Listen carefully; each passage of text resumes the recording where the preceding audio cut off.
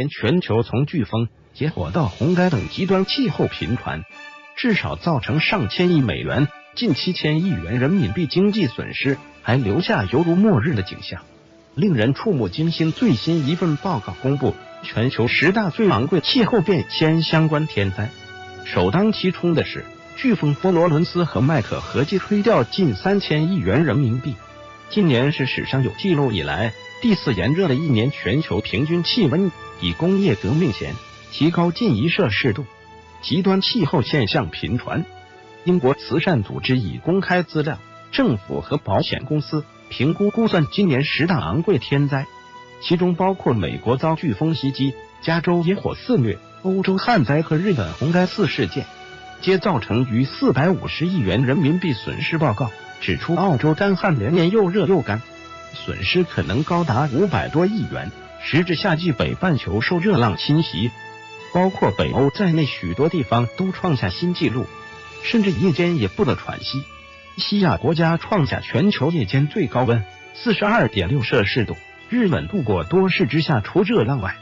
光是6至7日豪雨酿灾，引发土石流，至少造成230死，数千住宅损毁，损失达500亿元。中国等亚洲国家也受洪灾所苦，各地台风、飓风造成惨重灾情，加州2场野火肆虐，烧掉近1000亿元。专家指出，部分天灾是气候变迁的后果，例如高温加上降雨量减少，导致大火更容易发生；部分天灾则因气候变迁而扩大规模，例如海洋暖化，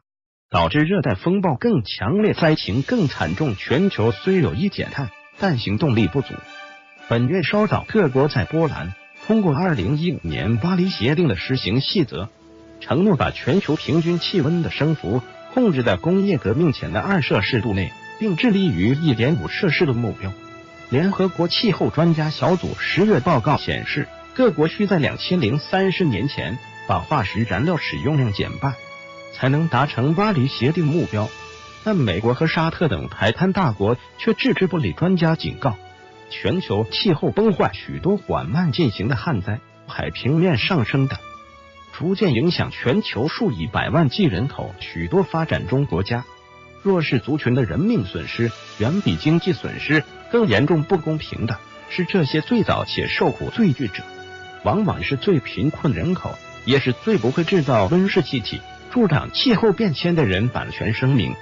如涉及版权问题，请作者持权属证明与本网联系。